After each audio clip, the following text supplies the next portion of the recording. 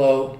This old tower sitting on a windy mountain top overlooking the endless olive trees of Andalusia, the south of Spain, will make us rethink what it means to be Cyclopean. Nowadays, Cyclopean just means big and rough, but the word has a long history.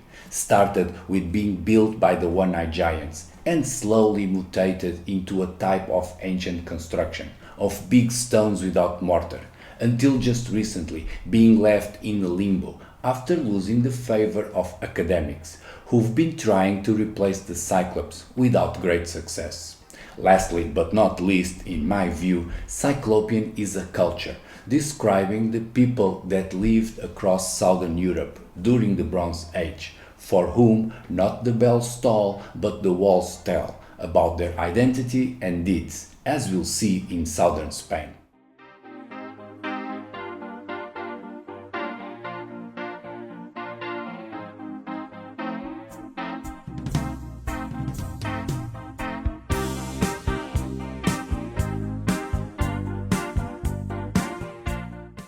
This is not about one wall, nor five. There are a dozen of them still around, and by the look of it, there were much more, back then, spread all over the interior of Andalusia. The main characteristic of these walls is that they would form a squared building, some 50 meters across, often in high places, sort of a tower, built with dry stone technique of varied shapes, mostly with rough and big stones. For that, I'm calling them the Torres Ciclópeas, which means Cyclopean Towers, but that's just me. Despite the obvious reasoning for that name, these buildings are never called torre or tower or anything proper. One has to dig through a bunch of yacimientos, recinto fortificados, murallas, and many other strange names just to identify these torres, and thus revealing the pattern, which is a shame, because calling them torre is fitting with the region, as there are plenty of villages named Torre over there. Torre this, Torre that, Torre whatever. And I'd say likely these villages grew around some old Cyclopean tower. Or maybe not. It is just a guess. Officially, they are dated to the 4th or 5th century BC, just before the Romans kicked in. But that is because the Romans were the first to document the area, and that's the way academia works, making everything vaguely civilized, either Roman or at most barely pre-Roman.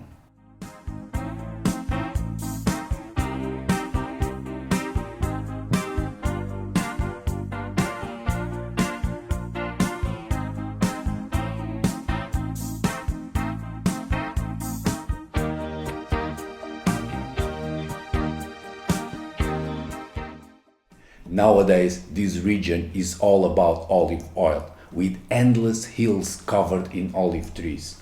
But since prehistory, right until the 20th century, the core activity was mining. Plata o plomo. Silver or lead. The heyday was during the Second Punic War, when Spanish silver paid for Hannibal's elephants, in response to that same wealth motivating the Romans to pick a fight with the Carthaginians to start with the First Punic War. Earlier, in the Bronze Age, the Greeks believed this region was so rich it grew golden apples and sent Hercules to grab them, although those could be just oranges or myths, which is beyond the point. Who had been seriously prospecting there were the Phoenicians, likely even before the establishment of Carthage.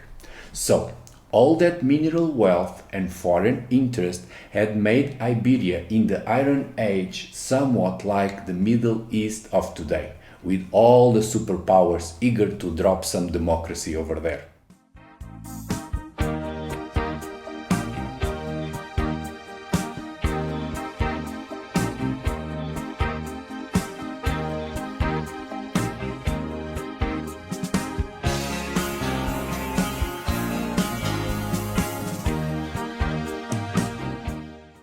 A bunch of oppidum are bundled together with the Cyclopean towers as the proto-historic ruins, dated to about a fortnight before the arrival of the Romans.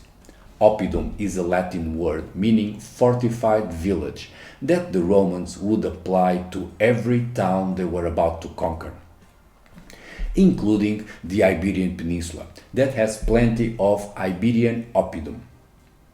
Iberian not in the sense of being in Iberia, but for being cities built by the Iberos, a non-Indo-European people living in the southeast of the peninsula, in villages that were later occupied and transformed into proper Roman towns.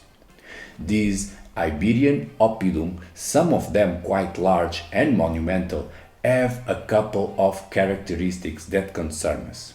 One is that the spread of the towers is not the same as the spread of the Iberos, reaching out to the territory of unrelated tribes. And another, more important, is that there are no signs of Cyclopean walls in many of those fortified cities. In fact, mortar to glue the stones was extensively used in the oppidum, in all types of structures, including walls dated to that same period as the towers, in the 4th or 5th century BC, thus revealing a mismatch, both in time and place, between the Iberian culture and the Cyclopean towers we are trying to figure out.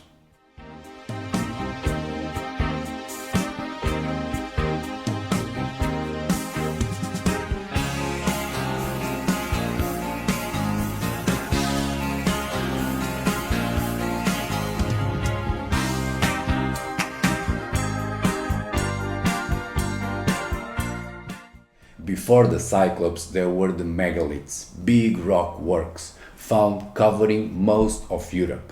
And for that, Andalusia is no exception. Quite the contrary. All over there are dolmens and stone circles and also rock-cut graves, locally called Visigothic, because of reasons. But for now, the dolmens are enough to settle this score. The dolmens in the south of Spain are awesome. Truly world-famous stuff, or at least they should be. These are no ordinary megaliths, they are likely the biggest ever, and that's not a small feat, because megalith means rock, big rock, thus those are the biggest of the big ones. The really big stones of the dolmens were moved in the 30th century BC, whilst the oppidum and all the other Iberian towns are said to be from the 5th century or the 8th earliest. So what were they doing in between? It is a bunch of time, over 2 millennia. Are we supposed to think that a population that mastered monumental stone building in the megalithic era was quietly waiting for the Carthaginian to arrive and resume construction?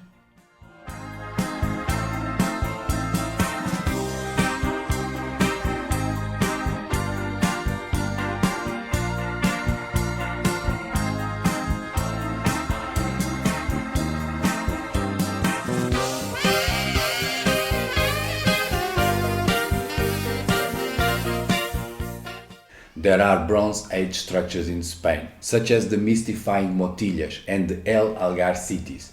Those are nice and everything, especially the Motilla del Azuer, with its labyrinthic plan out of a Dali painting.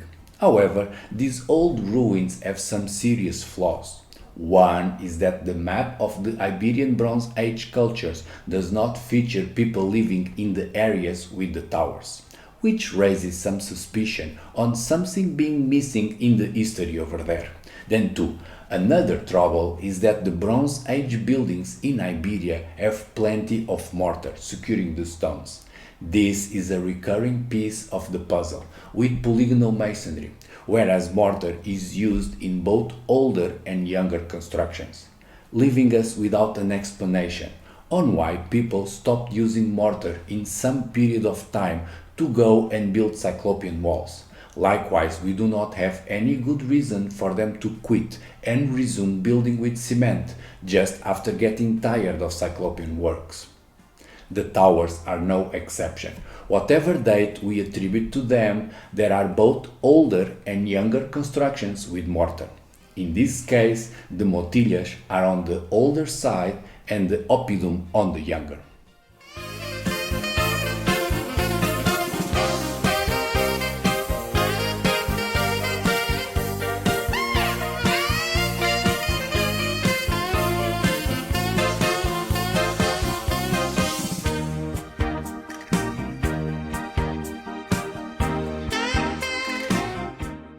Another recurrent misunderstanding about Cyclopean works is that they were intended for defense, when, more often than not, they were not really appropriate for that end, since building with massive big blocks of rock is not fast at all, and by the time the Cyclopean walls would be finished, any present danger would be past the point of concern.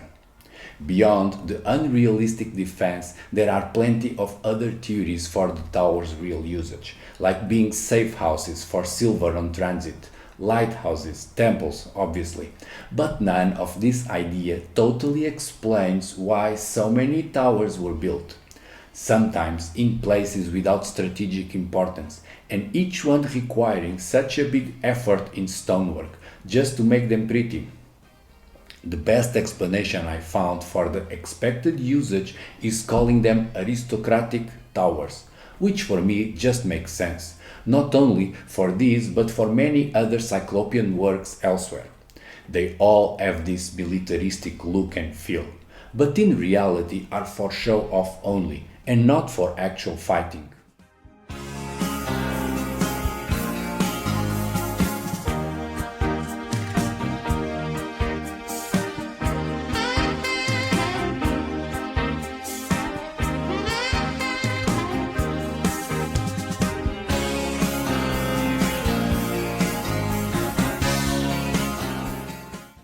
Confused yet? You'd better be.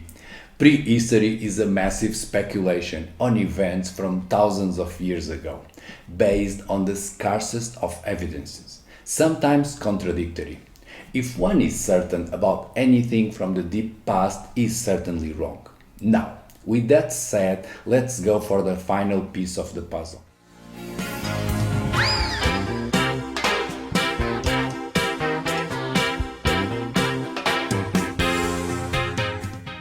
Dry stone towers spread out on the landscape with unclear usage are not uncommon in other Cyclopean cultures.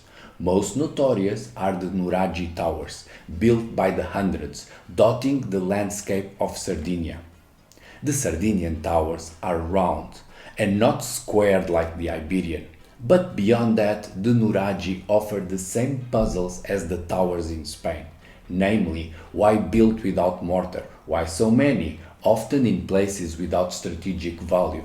Why are some of them so simple and others so much more complex? Etc.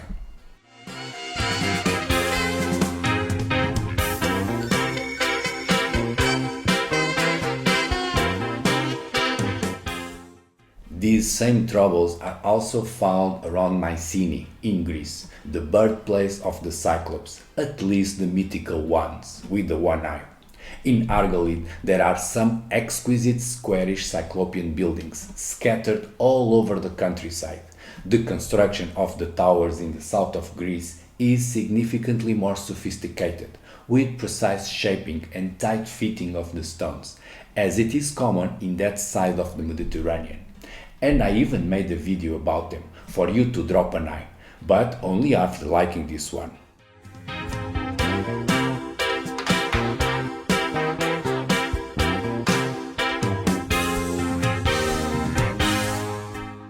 Beyond the stylistic aspects, round versus squared, super tight fitting versus big rough blocks, having Cyclopean towers spread all over the landscape for an unclear use reveals one same fetish that is present in Iberia, Sardinia, and Greece. This type of coincidence is thus the reason why I think Cyclopean is more than a construction style, to be an actual culture, or more precisely, a family of closely related cultures from the Bronze Age, including the Old Iberos and the Nuraghi of Sardinia and the Pelasgian in Greece, all of them with plenty of common characteristics, going beyond the one construction style alone.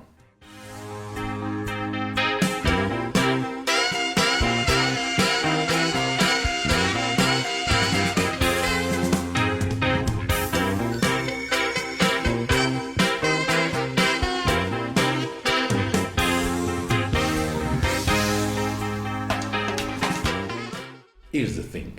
The Cyclopean Towers of Andalusia, except for the most elaborate and fitted polygonal walls, exhibit all the ingredients of the European Cyclops. Like this, the temporary absence of mortar, with both older and younger constructions using cement, but not on the towers itself.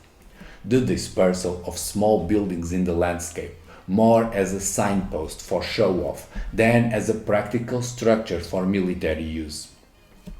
The misalignment with classical borders, implying that either different cultures would have had a fever and starting building in this way for no reason, or they are misdated. The inconsistent timeline, with these structures being mixed with other construction styles from the Iron Age, whilst leaving the Bronze Age as a building desert. And even the absence of writing of any other art evidence about by whom and when those things were built. This is despite the later Iberos having writing and plenty of visitors that could have left a note. It is thus because of all these recurrent peculiarities being not only a feature of the Cyclopean towers in the south of Spain, but also typical of other Cyclopean sites, that I tend to think Cyclopean is not about the one-eyed giants, neither about a particular building technique, but that it represents a family of closely related Bronze Age cultures, stretching from the Iberian Peninsula into the other extreme of Europe, to the other Iberia, as we'll see next.